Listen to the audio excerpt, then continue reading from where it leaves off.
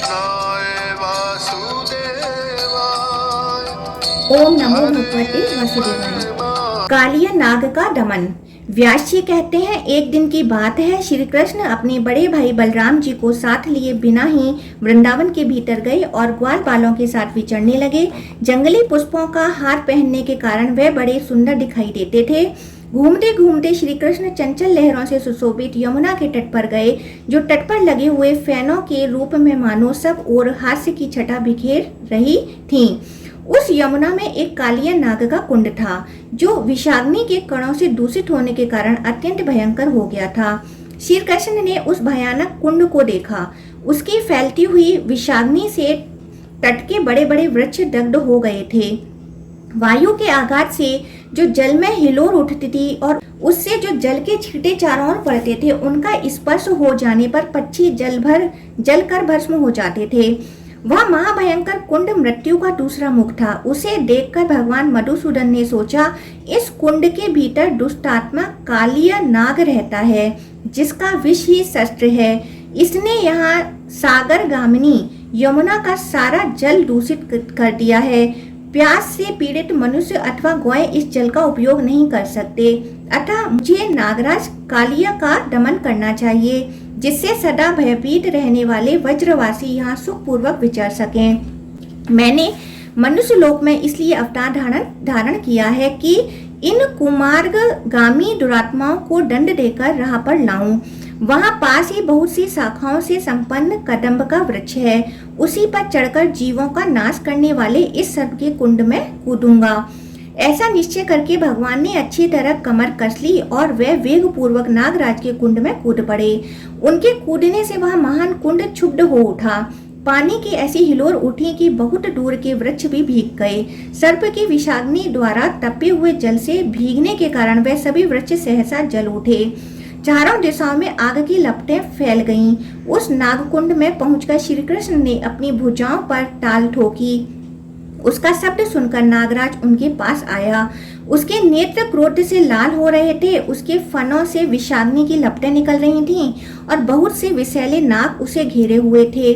सैकड़ों नागपत्नियां भी वहां उपस्थित थीं, जो मनोहर हार पहनकर बड़ी शोभा पा रही थीं। उनके अंगों के हिलने डुलने से कानों के चंचल कुंडल झिलमिला रहे थे। सर्पों ने श्री कृष्ण को अपने शरीर में लपेट लिया और वे विष की ज्वाला से भरे हुए मुखों द्वारा उन्हें डसने लगे।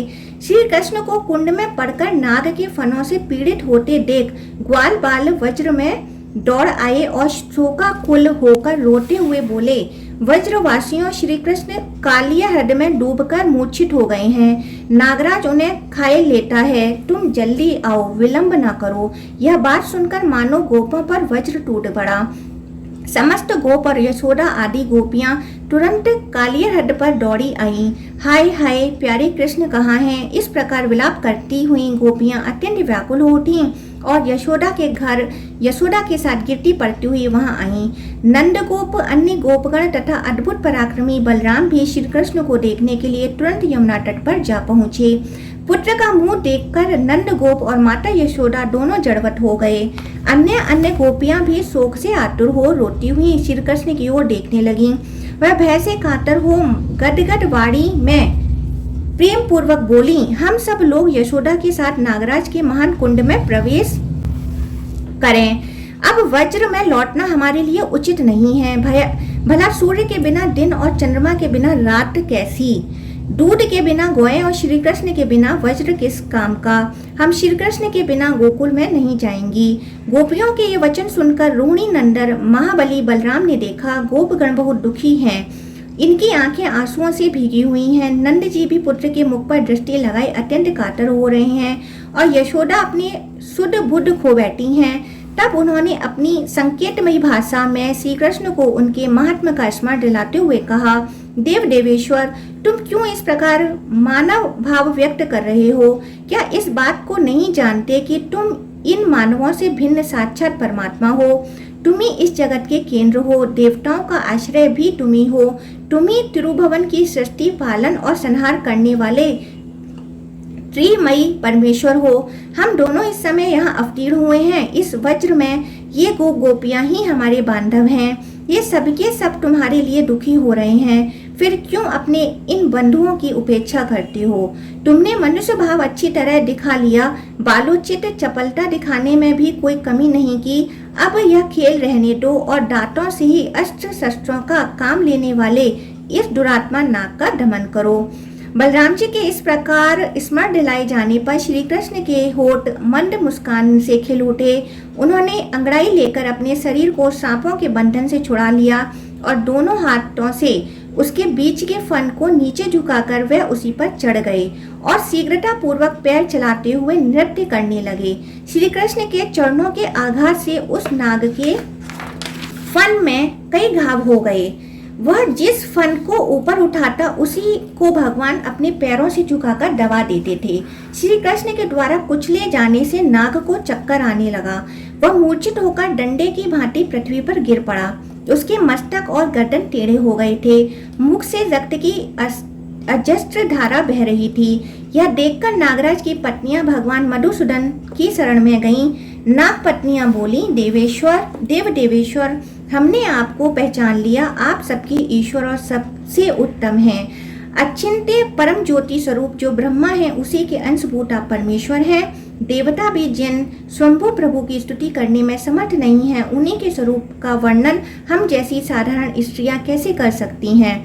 संपूर्ण पृथ्वी, आकाश, जल, अग्नि और वायु रूप यह ब्रह्मांड जिनके छोटे से अंश का भी अंश है, उस भगवान की स्तुति हम कैसे कर सकती हैं। जगन्नाथ, हम बड़े कष्ट में पड़ गई हैं, आप हम पर कृपा करें। यह नाग अब प्राण त्यागना चाहता है, हमें पति की भिक्षा दें। उनके इस प्रकार स्तुति करने पर कालिया नाग को कुछ आश्वासन मिला। यद्यपि उसका शरीर अत्यंत शिथिल हो गया था, तो भी वह धीरे धीरे बोला, देवदेव मुझ पर प्रसन्न हो। नाथ, आप में अणिमा आदि 8 ऐश्वर्य स्वाभाविक हैं। आपसे बढ़कर अन्यत्र कहीं भी उनकी स्थिति नहीं है। ऐसे आप परमेश्वर की मैं क्या स्तुति करूंगा। आप पर हैं, पर मूल प्रकृति के भी आदि कारण हैं। पर की प्रवृत्ति भी आपसे ही हुई है। परमात्मन आप पर से भी पर हैं, फिर मैं कैसे आपकी स्तुति कर सकता हूँ। ईश्वर, आपने जाति, रूप और स्वभाव से मुझे जैसे बनाया है, उसके अनुसार ही मैंने यह चेष्टा की है। देवदेव, यदि इन सबके विपरीत कोई चेष्टा करूं तो मुझे दंड देना उचित हो सकता है, क्योंकि आपका ऐसा ही आदेश है। तथापि आप जगत के स्वामी हैं। आपने मुझको जो दंड दिया है उसे मैंने सहज स्वीकार किया, क्योंकि आपसे मिला हुआ दंड भी वरदान है। अब मेरे लिए दूसरे वर की आवश्यकता नहीं है। अच्युत, आपने मेरे बल का नाश किया, मेरे विष को भी हर लिया और पूर्ण रूप से मेरा दमन भी कर दिया। अब एकमात्र जीवन रह गया है, उसे छोड़ दीजिए और कहिए आपकी क्या सेवा करूं। श्री भगवान बोले, सर्प, अब तुम्हें यहाँ यमुना जल में कदापि नहीं रहना चाहिए। अपने भृत्य और परिवार के साथ समुद्र के जल में चले जाओ। नाग, तुम्हारे मस्तक पर मेरे चरण चिन्ह देखकर नागों के शत्रु गरुण तुम पर प्रहार नहीं करेंगे। यूं कहकर भगवान श्री हरि ने नागराज को छोड़ दिया। वह भी श्री कृष्ण को प्रणाम करके समुद्र को चला गया। उसने सबके देखते देखते सेवक, संतान, बंधु बांधव और पत्नियों के साथ सदा के लिए वह कुंड त्याग दिया। सर्प के चले जाने पर गोपों ने दौड़कर श्री कृष्ण को छाती से लगा लिया, मानो वे मरकर पुनः लौट आए हों। उनके नेत्रों से आंसू निकल कर श्री कृष्ण के मस्तक पर गिरने लगे। कुछ गोप विस्मित होकर श्री कृष्ण की स्तुति करने लगे। यमुना नदी का जल विष से रहित हो गया। यह देख समस्त गोपों को बड़ी प्रसन्नता हुई। गोपियां श्री कृष्ण की मनोहर लीलाओं का गान करने लगीं और ग्वाल बाल उनके गुणों की प्रशंसा करने लगे। उन सबके साथ श्री कृष्ण वज्र में आए। धैनुक और प्रलंब का वध तथा गिरि यज्ञ का अनुष्ठान। व्यास जी कहते हैं, एक दिन बलराम और श्री कृष्ण साथ साथ गौएं चराते हुए वन में विचरने लगे।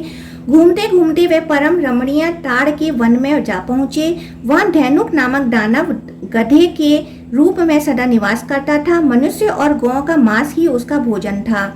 फल की समृद्धि से पूर्ण मनोहर ताल वन को देखकर ग्वाल बाल वहां के फल लेने को ललचा उठे और बोले, भैया राम और कृष्ण, धैनुकासुर सदा इस भूभाग की रक्षा करता है, इसलिए ये ताड़ों के सुगंधित फल लोगों ने छोड़ रखे हैं। हम इन्हें प्राप्त करना चाहते हैं। यदि आप लोगों को जचे तो इन फलों को गिराइए। ग्वाल बालों की यह बात सुनकर बलराम और श्री कृष्ण ने बहुत से ताल फल पृथ्वी पर गिराए। गिरते हुए फलों का शब्द सुनकर वह गर्दभाकार दुष्ट दैत्य क्रोध में भरा हुआ आया। आते ही उसने अपने दोनों पिछले पैरों से बलराम जी की छाती में प्रहार किया। बलराम जी ने उसके दोनों पैर पकड़ लिए और उसे आकाश में घुमाना आरंभ किया। घुमाने से आकाश में ही उसके प्राण पखेरु उड़ गए। फिर वेग से बलराम जी ने उसे एक महान ताल वृक्ष पर दे मारा। जैसे आंधी बादलों को उड़ा देती है, उसी प्रकार उस दैत्य ने गिरते गिरते अपने शरीर के आघात से बहुत तेरे फल गिरा दिए। उसके मारे जाने पर और भी बहुत से गर्दभाकार दैत्य आए, किंतु श्री कृष्ण और बलभद्र ने उन सबको खेल खेल में ही उठाकर वृक्षों पर फेंक दिया। एक ही क्षण में पके हुए ताड़ के फलों और गर्दभाकार दैत्यों के शरीर से सारी पृथ्वी पट गई। इससे उस स्थान की बड़ी शोभा होने लगी। तब से उस तालवन में गौएं बाधा रहित होकर नई नई घास चरने लगी। अनुचरों सहित धेनुकासुर के मारे जाने पर वह मनोहर तालवन समस्त गोप गोपियों के लिए सुखदायक हो गया। इससे वसुदेव के दोनों पुत्र बलराम और श्री कृष्ण प्रसन्न हुए। वह दोनों महात्मा छोटे छोटे सींगों वाले बछड़ों की भांति शोभा पा रहे थे। कंधे पर गाय बांधने की रस्सी लिए वनमाला से विभूषित हो वह दूर दूर तक गौएं चराते और उनके नाम ले लेकर पुकारते थे। श्री कृष्ण वस्त्र सुनहरे रंग का था और बलराम जी का नीले रंग का। उन्हें धारण किए वे दोनों भाई दो इंद्रधनुषों एवं श्वेत श्याम मेघों की भांति शोभा पाते थे। लोक में बालकों के जो जो खेल प्रचलित हैं, उन सबके द्वारा परस्पर क्रीड़ा करते हुए वन में विचरते थे। समस्त लोकनाथों के नाथ होकर भी वे इस पृथ्वी पर अवतीर्ण हुए और मानव धर्म में तत्पर रहकर मनुष्य योनि को गौरवान्वित करते थे। मानव जाति के गुणों से युक्त भांति भांति के खेल खेलते हुए वन में घूमते थे। कभी झूला झूलकर और कभी आपस में कुश्ती लड़कर महाबली श्री राम और श्री कृष्ण व्यायाम करते थे। उन दोनों को खेलते देख प्रलंब नामक दानव उन्हें पकड़ ले जाने की इच्छा से वहां आया। उसने ग्वाल बालों के वेश में अपने वास्तविक रूप को छिपा रखा था। मनुष्य न होते हुए भी मनुष्य का रूप धारण करके दानवों में श्रेष्ठ प्रलंब ग्वाल बालों की उस मंडली में बेखटके जा मिला। वह राम और कृष्ण दोनों को उठा ले जाने का अवसर ढूंढने लगा। उसने कृष्ण को तो सर्वथा अजय समझा, अतः रोहिणी नंदन बलराम जी को ही मारने का निश्चय किया। तदंतर उन ग्वाल बालों में हरिणा क्रीडन नामक खेल आरंभ हुआ। यह बालकों का वह खेल है जिसमें दो दो बालक एक साथ हिरण की तरह उछलते हुए किसी निश्चित लक्ष्य तक जाते हैं। आगे पहुंचने वाला विजयी होता है। हारा हुआ बालक विजयी को अपनी पीठ पर बिठाकर नियत स्थान तक ले आता है। इस खेल में सब लोग सम्मिलित हुए। दो दो बालक एक साथ उछलते हुए चले। श्री दामा के साथ श्री कृष्ण, प्रलंब के साथ बलराम तथा अन्य ग्वाल बालों के साथ दूसरे दूसरे बालक कूद रहे थे। श्री कृष्ण ने श्री दामा को और बलराम ने प्रलंब को जीत लिया। इस प्रकार श्री कृष्ण पक्ष के अन्य बालकों ने भी अपने साथियों को हरा दिया। अब वे हारे हुए बालक एक दूसरे को अपनी पीठ पर लादे हुए भांडीर वट तक आए और पुनः वहां से लौट चले, किंतु दानव प्रलंब बलराम को अपने कंधे पर चढ़ाकर शीघ्र ही उड़ चला। वह चलता ही गया, कहीं रुका नहीं। जब वह बलराम जी का भार नहीं सह सका, तब बड़े क्रोध में आकर वर्षा काल के मेघ की भांति उसने अपने शरीर को बढ़ा लिया। बलराम जी ने देखा उस दैत्य का रंग जले हुए पर्वत के समान है। उसके गले में बहुत बड़ा हार लटक रहा था। मस्तक पर बहुत बड़ा मुकुट था। आंखें गाड़ी के पहिए जैसे घूम रही थीं। उसके पैर रखने से धरती डगमगाने लगती थी। उसका रूप बड़ा ही भयंकर था। ऐसे राक्षस के द्वारा अपने को हारे जाते देख बलराम ने श्री कृष्ण से कहा, कृष्ण कृष्ण इधर तो देखो, ग्वाल बालों के वेश में छिपा हुआ कोई दैत्य मुझे हर कर लिए जाता है। इसकी विकराल मूर्ति पर्वत के समान दिखाई देती है। मधुसूदन बताओ, इस समय मुझे क्या करना चाहिए? यह दुरात्मा बड़ी उतावली के साथ भागा जाता है। यह सुनकर भगवान श्री कृष्ण के ओठ मंद मुस्कान से खिल उठे। वह रोहिणी नंदन बलराम के बल और पराक्रम को जानते थे, अतः उनसे बोले, सर्वात्मन यह क्या बात है? आप तो स्पष्ट रूप से मनुष्य की चेष्टा करने लगे। आप संपूर्ण गुहा पदार्थों में गुहा से भी गुहा हैं। जरा अपने उस स्वरूप का तो स्मरण कीजिए जो संपूर्ण जगत का कारण, कारणों का भी पूर्ववर्ती, अद्वितीय आत्मा और प्रलय काल से में भी स्थिर रहने वाला है। विश्वात्मन आप और मैं दोनों ही इस संसार के एकमात्र कारण हैं और पृथ्वी का भार उतारने के लिए यहाँ 2 रूपों में प्रकट हैं।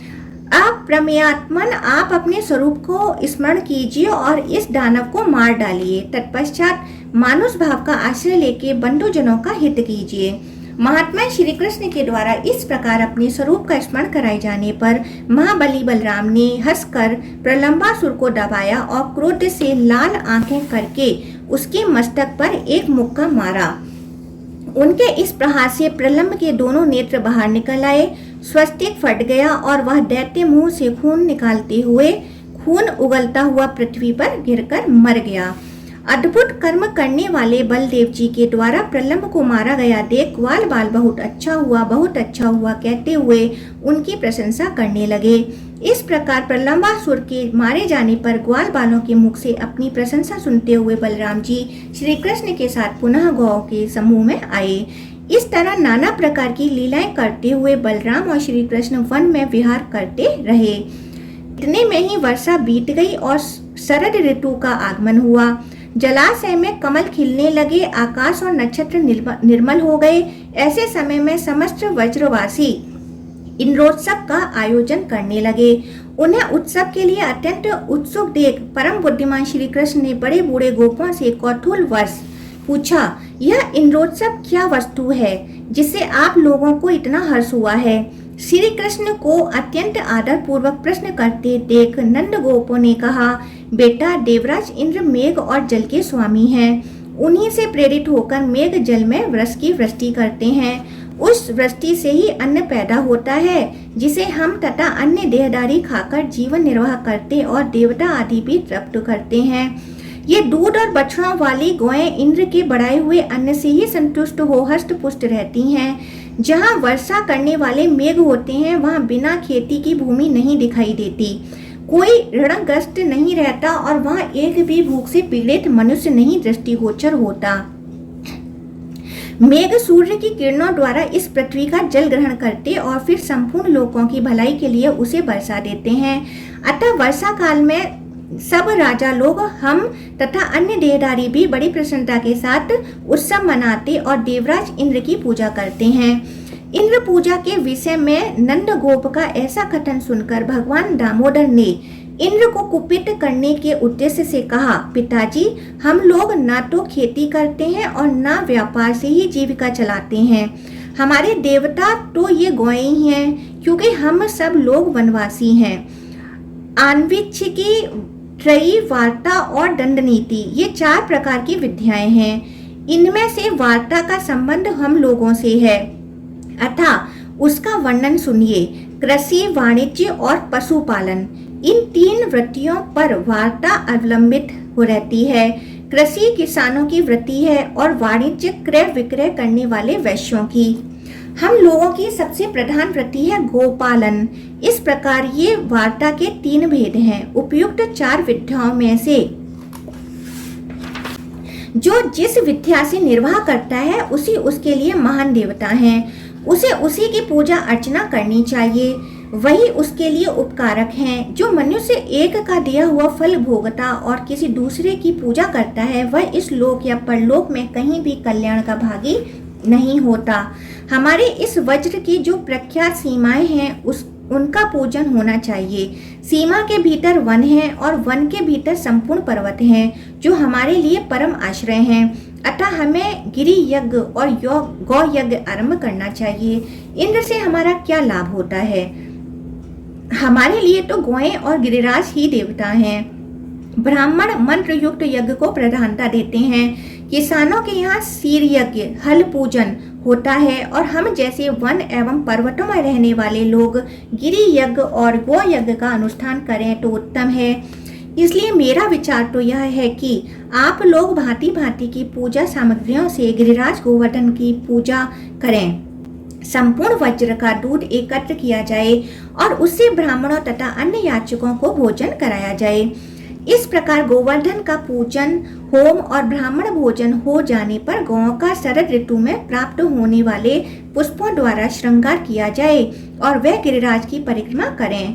गोपगण, यही मेरी सम्मति है। यदि आप लोग प्रेम पूर्वक यह यज्ञ करेंगे तो इसके द्वारा गौएं और गिरिराज गोवर्धन प्रसन्न होंगे, साथ ही मुझे भी बड़ी प्रसन्नता होगी। श्री कृष्ण का यह वचन सुनकर नंद आदि वज्रवासियों की मुख हर्ष से प्रफुल्लित हो उठे। वह बोले, बहुत ठीक बेटा, तुमने जो अपना मत प्रकट किया है वह बहुत सुंदर है, हम लोग वही करेंगे। अब गिरि यज्ञ का ही आरंभ किया जाए। यूं कहकर वज्रवासियों ने गिरि यज्ञ का अनुष्ठान किया। गिरिराज गोवर्धन को दही और खीर आदि की बलि चढ़ाई, सैकड़ों हजारों ब्राह्मणों को भोजन कराया, फिर गायों और सांडों की पूजा की गई और उनके द्वारा गिरिराज की परिक्रमा कराई गई। सांड जल से भरे मेघ की भांति गर्जना करते थे। भगवान श्री कृष्ण दूसरे रूप में पर्वत के शिखर पर जा बैठे और मैं ही मूर्तिमान गिरिराज हूँ, यूं कहकर गोपों द्वारा अर्पित किए हुए नाना प्रकार के अन्नों का भोग लगाने लगे तथा अपने कृष्ण रूप से ही गोपों के साथ पर्वत शिखर पर चढ़कर उन्होंने अपनी द्वितीय शरीर गिरिराज का पूजन भी किया। तदंतर गिरिराज रूप में प्रकट हुए भगवान अंतर्धान हो गए और गोपगण उनसे मनोवांछित वरदान पाकर गिरि यज्ञ की समाप्ति करके पुनः अपने वज्र में लौट आए। इंद्र के द्वारा भगवान का अभिषेक, श्री कृष्ण और गोपों की बातचीत, रासलीला और अरिष्टासुर का वध। व्यास जी कहते हैं, इंद्र यज्ञ में बाधा पड़ने से देवराज इंद्र को बड़ा क्रोध हुआ। उन्होंने मेघों के संवर्तक नामक गण से कहा, बादलों, मेरी बात सुनो और मैं जो भी आज्ञा दूं उसे बिना विचारे शीघ्र पूरा करो। खोटी बुद्धि वाले नंद गोप ने अन्य ग्वालों के साथ श्री कृष्ण के बल पर उन्मत्त हो मेरे यज्ञ को बंद करा दिया है, इसलिए उनकी जो सबसे बड़ी आजीविका है, जिनका पालन करने के कारण वे गोप कहलाते हैं, उन गौओं को मूसलाधार वृष्टि से पीड़ित करो। मैं भी पर्वत शिखर के समान ऊंचे ऐरावत पर सवार हो वायु के संयोग से तुम लोगों की सहायता करूंगा। देवराज की ऐसी आज्ञा पाकर मेघों ने गौओं का संहार करने के लिए बड़ी भयंकर आंधी और वर्षा आरंभ की। एक ही क्षण में पृथ्वी, दिशाएं और आकाश धारावाहिक वृष्टि के कारण एक हो गए। वर्षा के साथ ही वायु भी बड़े वेग से चल रही थी। इससे कांपती हुई गौएं प्राण त्यागने लगीं। कुछ गौएं अपनी अंग में बछड़ों को छिपाकर खड़ी थीं। जल की तेज धारा बहने से कितनी ही गायों के बछड़े बह गए। बछड़ों का मुख अत्यंत दयनीय हो रहा था। वायु के वेग से उनकी गर्दन कांप रही थी, मानो वे आर्त होकर मंद स्वर में श्री कृष्ण से त्राही त्राही की पुकार कर रही थीं। भगवान ने देखा गौओं, गोपियों और ग्वालों से भरा हुआ संपूर्ण वज्र अत्यंत पीड़ित हो रहा है। तब उन्होंने उनकी रक्षा के लिए इस प्रकार विचार किया, जान पड़ता है यह सब देवराज इंद्र की करतूत है। अपना यज्ञ बंद होने से वे हम लोगों के विरोधी हो गए हैं। इस समय मुझे समस्त वज्र की रक्षा करनी चाहिए। यह गोवर्धन पर्वत बड़ी बड़ी शिलाओं से युक्त है, इसी को अपने बल से उखाड़कर मैं वज्र के ऊपर छत्र की भांति धारण करूंगा। ऐसा निश्चय करके श्री कृष्ण ने गोवर्धन पर्वत को उखाड़ लिया और उसे लीला पूर्वक एक ही हाथ से धारण किया। पर्वत उखाड़ने के बाद जगदीश्वर श्री कृष्ण ने गोपों से कहा, मैंने वर्षा से बचने का उपाय कर दिया, तुम सब लोग इसके नीचे आ जाओ और यहाँ वायु का झोंका न लगे ऐसा स्थानों में यथा योग्य बैठ जाओ। किसी प्रकार का भय ना करो। पर्वत के गिरने की आशंका बिल्कुल छोड़ दो। भगवान के यूं कहने पर समस्त गोप छकड़ों पर बर्तन भाड़े लादे गौओं के साथ उसके नीचे आ गए। वर्षा की धारा से पीड़ित हुई गोपियां भी वहां आ गईं। श्री कृष्ण ने गोवर्धन पर्वत को स्थिरता पूर्वक धारण कर रखा था। वह तनिक भी हिलता डुलता नहीं था। वज्र में रहने वाले गोप गोपीजन हर्ष और विस्मय पूर्ण दृष्टि से उन्हें देखते रहे। वह प्रेम पूर्वक निर्निमेष नेत्रों से देखते हुए भगवान की स्तुति करते रहे। नंद के वज्र में मेघों ने लगातार 7 रातों तक वर्षा की। वह इंद्र की आज्ञा से गोपों का विनाश करने पर तुले थे, परंतु श्री कृष्ण तब तक उस पर्वत को धारण किए खड़े ही रह गए। इससे गोकुल की पूर्ण रक्षा हुई और इंद्र की प्रतिज्ञा झूठी हो गई। तब उन्होंने बादलों को वर्षा करने से रोक दिया। बादल हट गए, आकाश स्वच्छ हो गया और इंद्र का षड्यंत्र सफल न हो सका। तब समस्त वज्र के लोग प्रसन्नता पूर्वक वहां से निकलकर पुनः अपने स्थान पर आए। फिर श्री कृष्ण ने भी महापर्वत गोवर्धन को यथा स्थान रख दिया। वज्रवासी विस्मित होकर उनकी यह लीला देख रहे थे। श्री कृष्ण ने गोवर्धन पर्वत धारण करके समूचे गोकुल को बचा लिया। यह जानकर इंद्र को उनके दर्शन की इच्छा हुई। वह महागज ऐरावत पर आरूढ़ हो वज्र में आए। वहां देवराज ने गोवर्धन पर्वत के समीप श्री कृष्ण का दर्शन किया। वह गोप शरीर धारण करके गोएं चरा रहे थे। उनका पराक्रम अनंत था। संपूर्ण जगत के रक्षक भगवान श्री कृष्ण वहां ग्वाल बालों से घिरे हुए खड़े थे। ऊपर पक्षीराज गरुड़ अन्य प्राणियों से अदृश्य रहकर श्री हरि के मस्तक पर अपने पंखों से छाया कर रहे थे। यह देखकर इंद्र एकांत में ऐरावत हाथी से उतरे और प्रेम से एकटक देखते हुए भगवान मधुसूदन से मुस्कुरा कर बोले, महाबाहु श्री कृष्ण, मैं आपके समीप जिस कार्य के लिए आया हूँ उसे सुनिए। मेरे प्रति कोई अन्यथा विचार नहीं करना चाहिए। परमेश्वर आप ही संपूर्ण जगत के आधार हैं और पृथ्वी का भार उतारने के लिए भूतल पर अवतीर्ण हुए हैं। मेरा यज्ञ बंद होने से मेरे मन में विरोध जाग उठा और मैंने गोकुल का नाश करने के लिए बड़े बड़े मेघों को वर्षा करने की आज्ञा दे दी। उन्होंने ही यह संहार मचाया है, परंतु आपने महापर्वत गोवर्धन को उखाड़कर समस्त गौओं को कष्ट से बचा लिया। वीरवर, आपके इस अद्भुत कर्म से मुझे बड़ी प्रसन्नता हुई है। कृष्ण, मैं तो अब ऐसा मानता हूँ कि आज ही देवताओं का सारा प्रयोजन सिद्ध हो गया, क्योंकि आपने एक ही हाथ से इस गिरिराज को ऊपर उठा रखा था। श्री कृष्ण, आपने गौवंश की बहुत बड़ी रक्षा की है, अतः आपका आदर करने के लिए मैं गौओं की प्रेरणा से यहाँ आपके समीप आया हूँ। गौओं के आदेश अनुसार आज मैं उपेंद्र के पद पर आपका अभिषेक करूंगा। आज से आप गौओं के इंद्र होकर गोविंद नाम से विख्यात होंगे। यूं कहकर इंद्र ने ऐरावत हाथी से घंटा उतारा। उसमें पवित्र जल भरा हुआ था। उस दिव्य जल से उन्होंने श्री कृष्ण का अभिषेक किया। श्री कृष्ण की अभिषेक होते समय गौ ने तत्काल अपने थनों से दूध की धारा बहाकर वसुधा को भिगो दिया। अभिषेक का कार्य पूरा करके सचिपति इंद्र प्रेम और विनय पूर्वक श्री कृष्ण से फिर कहा, महाभाग, यह सब तो मैंने गौओं के आदेश से किया है। अब पृथ्वी का भार उतारने की इच्छा से मैं जो और कुछ बातें निवेदन करता हूँ उन्हें भी सुनिए। मेरे अंश से इस पृथ्वी पर एक श्रेष्ठ पुरुष उत्पन्न हुआ है जिसका नाम अर्जुन है। आप उसकी सदा रक्षा करते रहें। मधुसूदन, अर्जुन वीर पुरुष है। वह इस भूमि का भार उतारने में आपकी सहायता करेगा। जैसे अपनी रक्षा की जाती है वैसे ही आपको अर्जुन की भी रक्षा करनी चाहिए। श्री भगवान बोले, देवराज, मैं जानता हूँ भरत वंश में आपके अंश से अर्जुन की उत्पत्ति हुई है। मैं जब तक इस भूतल पर रहूंगा अर्जुन की रक्षा करूंगा। मेरे रहते अर्जुन को युद्ध में कोई भी जीत ना सकेगा। महाबाहु कंस, अरिष्टासुर, केसी, कुवलिया, पीड़ और नरकासुर आदि दैत्यों के मारे जाने के पश्चात महाभारत युद्ध होगा। उसकी समाप्ति होने पर यह जानना चाहिए कि पृथ्वी का भार उतर गया। अब आप जाइए, पुत्र के लिए चिंता न कीजिए। मेरे आगे अर्जुन का कोई भी शत्रु सफल न हो सकेगा। केवल अर्जुन के लिए ही मैं युधिष्ठिर आदि 5 भाइयों को महाभारत के अंत में कुंती देवी के समीप सकुशल लौटाऊंगा। श्री कृष्ण के यूं कहने पर देवराज इंद्र ने उन्हें छाती से लगाया और ऐरावत पर आरूढ़ हो पुनः स्वर्ग को प्रस्थान किया। तदंतर श्री कृष्ण गौओं और ग्वाल बालों के साथ पुनः वज्र में लौट आए। गोपियों की आंखें उनके पथ पर लगी हुई थीं। उनकी दृष्टि से वह मार्ग पवित्र हो गया था। इंद्र के चले जाने पर गोपों ने अनायास ही अद्भुत कर्म करने वाले श्री कृष्ण से प्रेम पूर्वक कहा, महाभाग, आपने गोवर्धन पर्वत उठाकर हमारी और गौओं की बहुत बड़ी भय से रक्षा की है। तात यह अनुपम बाल लीला, समाज में नीचा समझा जाने वाला ग्वाले का शरीर और आपका दिव्य कर्म, यह सब क्या है? आपने जल में प्रवेश करके कालिया नाग का दमन किया, प्रलंब को मार गिराया और गोवर्धन पर्वत को हाथ पर उठा लिया। इससे हमारे मन में संदेह पैदा होता है।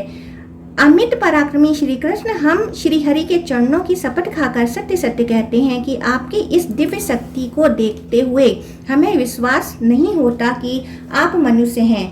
आप देवता हैं या दानव, यक्ष हैं या गंधर्व, इन सब बातों का विचार करने से हमारा क्या लाभ है? आप कोई भी क्यों न हो, इस समय हमारे बांधव हैं, अतः आपको नमस्कार है। हम देखते हैं स्त्री और बालकों सहित समस्त वज्र का आपके प्रति प्रेम बढ़ रहा है और यह कर्म भी आपका ऐसा है जिसे संपूर्ण देवता भी नहीं कर सकते। अभी आप बालक हैं, फिर भी आपके बल की कोई सीमा नहीं है। इधर आपने हम लोगों में जन्म लिया है जो अच्छी श्रेणी में नहीं गिना जाता। अमियात्मन, इन सब बातों पर विचार करने से आप हमारे मन में शंका उत्पन्न कर देते हैं। गोपों की यह बात सुनकर भगवान कुछ काल तक प्रेम से रूठकर चुपचाप बैठे रहे। फिर इस प्रकार बोले, गोपगण, यदि मेरे साथ संबंध होने से आपको लज्जा नहीं आती हो अथवा यदि मैं आप लोगों का प्रिय हूँ तो इस प्रकार विचार करने की क्या आवश्यकता है। यदि मुझ पर आपका प्रेम है तो अथवा मैं आपकी प्रशंसा का पात्र हूँ तो मेरे प्रति अपने बंधु बांधवों के समान ही स्नेह रखिए। मैं न देवता हूँ, न गंधर्व हूँ, न यक्ष हूँ और न दानव ही हूँ। मैं तो आपका बंधु होकर उत्पन्न हुआ हूँ, अतः यही आपको मानना चाहिए। इसके विपरीत किसी भी विचार को मन में स्थान नहीं देना चाहिए। श्री हरि का यह वचन सुनकर गोप मौन हो गए। वह यह सोचकर कि कन्हैया हमारी बातें सुनकर रूठ गया है, वहां से चुपचाप चले गए। तदंतर एक दिन निशा काल में श्री कृष्ण ने देखा, आकाश स्वच्छ है, सरचंद की मनोरम चांदनी चारों ओर फैली है, कुमुदनी खिली है जिसकी अमोदमय सुगंध से संपूर्ण दिशाएं महक रही हैं। वन में सब ओर भौरे गूंज रहे हैं जिससे वह वन श्रेणी अत्यंत मनोहारिणी जान पड़ती है। प्रकृति की यह नैसर्गिक शोभा देखकर उन्होंने गोपियों के साथ रास करने का विचार किया। श्री कृष्ण ने अत्यंत मधुर स्वर में संगीत की मधुर तान छेड़ दी जो वनिताओं को बहुत ही प्रिय थी। गीत की मनोरम ध्वनि सुनकर गोपियां घर छोड़कर निकल पड़ी और बड़ी उतावली के साथ उस स्थान पर आ पहुंची जहां मधुसूदन मुरली बजा रहे थे। वहां आकर कोई गोपी तो उनके स्वर में स्वर मिलाकर धीरे धीरे गाने लगी, कोई ध्यान देकर सुनती हुई मन ही मन भगवान का स्मरण करने लगी, कोई कृष्ण कृष्ण कहकर लजा गई, कोई प्रेमांध होकर लज्जा को तिलांजलि दे उनके बगल में खड़ी हो गई, कोई गोपी बाहर गुरुजनों को खड़ा देख घर के भीतर ही रह गई और नेत्र बंद करके तन्मय हो गोविंद का ध्यान करने लगी। गोपियों से घिरे हुए श्री कृष्ण रासलीला का रसास्वादन करने को उत्सुक थे, अतः उन्होंने शरतकालीन चंद्रमा की ज्योत्सना से अत्यंत मनोरम प्रतीत होने वाली उस रजनी का सम्मान किया, रास आरंभ करके उसे गौरव प्रदान किया। इस प्रकार श्री कृष्ण गायब होकर कहीं अन्यत्र चले गए। गोपियों का शरीर श्री कृष्ण की चेष्टाओं के अधीन था। वह झुंड की झुंड अपने प्रियतम की खोज के लिए वृंदावन में विचरने लगी। उनके मन में केवल श्री कृष्ण के दर्शन की लालसा थी। वह वृंदावन की भूमि पर रात्रि में श्री कृष्ण के चरण चिन्ह देखकर उन्हें चारों ओर ढूंढ रही थीं। श्री कृष्ण की विभिन्न लीलाओं का अनुकरण करती हुई उन्हीं में व्यग्न हो सब गोपियां एक ही साथ वृंदावन में विचरने लगीं।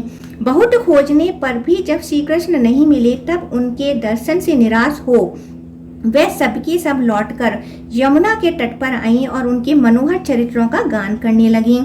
इतने में ही श्री कृष्ण उन्हें आते दिखाई दिए। उनका मुख कमल खिला हुआ था। तिरुभुवन के रक्षक और लीला से ही सब कुछ करने वाले श्री कृष्ण को आते देख कोई गोपी अत्यंत हर्ष से भर गई। उसके नेत्र प्रसन्नता से खिल उठे और वह कृष्ण कृष्ण कृष्ण की रट लगाने लगी। किसी ने भौहें टेढ़ी करके उनकी ओर देखा और नेत्र रूपी भ्रमरों के द्वारा उनके मुख कमल की सौंदर्य माधुरी का पान करने लगी। किसी गोपी ने गोविंद को निहारकर अपने नेत्र बंद कर लिए और उन्हीं के रूप का ध्यान करती हुई वह योगारूढ़ सी प्रतीत होने लगी। तब माधव ने किसी को प्रिय वचन कहकर और किसी को कुटिल भ्रूभृंगी से निहार कर मनाया। सबका चित्त प्रसन्न हो गया। फिर उदार चरित्रों वाले श्री कृष्ण ने रास मंडली बनाई और समस्त गोपियों के साथ आदर पूर्वक रासलीला की। उस समय कोई भी गोपी श्री कृष्ण के पास से हटना नहीं चाहती थी, अतः एक स्थान पर स्थिर हो जाने के कारण रासोचित मंडल न बन सका। तब श्री कृष्ण ने एक एक गोपी का हाथ पकड़कर रास मंडल की रचना की। उस समय उनके हाथ का स्पर्श पाकर प्रत्येक गोपी की आंखें आनंद से मूट जाती थीं। इसके बाद रासलीला आरंभ हुई। चंचल चूड़ियों की झनकार के साथ क्रमशः शरद ऋतु की शोभा के रमणीय गीत गाने जाने लगे। उस समय श्री कृष्ण शरद ऋतु के चंद्रमा का, उनकी चारु चंद्रिका का और मनोहर कुमुदवन का वर्णन करती हुई गीत गाते थे। किंतु गोपियां बारंबार केवल श्री कृष्ण के नाम का ही गान करती थीं। श्री कृष्ण जितने ऊंचे स्वर से रास के गीत गाते, उसके दुगने स्वर में समस्त गोपियां धन्य कृष्ण का उच्चारण करती थीं। भगवान जब आगे चलते तब गोपियां उनके पीछे चलती थीं, और जब वे पीछे की ओर घूमकर लौट पड़ते तब वे उनके सामने मुंह किए पीछे हटती थीं। इस प्रकार वे अनुलोम और प्रतिलोम गति से श्री हरि का साथ देती थीं। मधुसूदन ने उस समय गोपियों के साथ ऐसा रास किया जिससे उन्हें उनके बिना एक क्षण भी करोड़ों वर्षों के समान प्रतीत होने लगा। भगवान श्री कृष्ण सबके ईश्वर हैं। वे गोपियों से उनके पतियों में तथा संपूर्ण भूतों में भी निवास करते हैं। वे आत्मा रूप से संपूर्ण विश्व को व्याप्त करके स्थित हैं। जैसे सब प्राणियों में पृथ्वी, जल और अग्नि, वायु, आकाश और आत्मा है, उसी प्रकार भगवान भी सबको व्याप्त करके स्थित हैं। एक दिन आधी रात के समय जब श्री कृष्ण रासलीला में संलग्न थे, अरिष्टासुर नाम का उन्मत्त दानव व्रजवासियों को त्रास देता हुआ वहां सांड के रूप में आ पहुंचा। उसका शरीर जल पूर्ण मेघ के समान काला था, सींग तीखे थे, नेत्र सूर्य की भांति तेजस्वी दिखाई देते थे। वह अपने खुरों के अग्रभाग से पृथ्वी को विकीर्ण किए डालता था और दांत पीसता हुआ अपने दोनों ओंठों को बार बार जीभ से चाटता था। उसके कंधों की गांठें अत्यंत कठोर थीं और उसने क्रोध के मारे अपनी पूंछ ऊपर उठा रखी थी। उसकी गर्दन लंबी और मुख विशाल था। वृक्षों से टक्कर लेने के कारण उसके ललाट में घाव के कई चिन्ह थे। सांड का रूप धारण करने वाला वह दैत्य गौओं के गर्भ गिरा देता और सबको बड़े वेग से मारता हुआ सदा वन में घूमा करता था। उसके नेत्र बड़े भयंकर थे। उसे देखकर समस्त गोप और गोपांगनाएं अत्यंत भय से व्याकुल हो उठी और कृष्ण कृष्ण पुकारने लगीं। उनका आर्तनाद सुनकर श्री कृष्ण ने ताल ठोकते हुए सिंह के समान गर्जना की। वह शब्द सुनकर दुरात्मा वृषभासुर श्री कृष्ण की ओर ही दौड़ा। उसकी आंखें श्री कृष्ण के पेट की ओर लगी थीं और सामने उन्हीं की सीध में उसने सींग का अग्रभाग कर रखा था। उस महाबली दैत्य को आते देख श्री कृष्ण अवहेलना पूर्वक हंसने लगे और अपने स्थान से तिल भर भी पीछे न हटे। जो ही वह दैत्य समीप आया, मधुसूदन ने झट उसके दोनों सींग पकड़ लिए और अपने घुटने से उसकी कोख में प्रहार किया। सींग पकड़ लिए जाने से वह दानव हिल डुल नहीं पाता था। उसका अहंकार और बल दोनों नष्ट हो चुके थे। श्री कृष्ण ने उसकी गर्दन को भीगे हुए कपड़े की भांति निचोड़ डाला और एक सींग उखाड़कर उसी से उस पर प्रहार किया। इससे वह महादैत्य मुंह से रक्त वमन करके मर गया। उसके मारे जाने पर गोपों ने भगवान श्री कृष्ण की भूरी भूरी प्रशंसा की, ठीक उसी तरह जैसे पूर्व काल में जंबासुर के मारे जाने पर देवताओं ने इंद्र की स्तुति की थी। ओम नमो भगवते वासुदेवाय।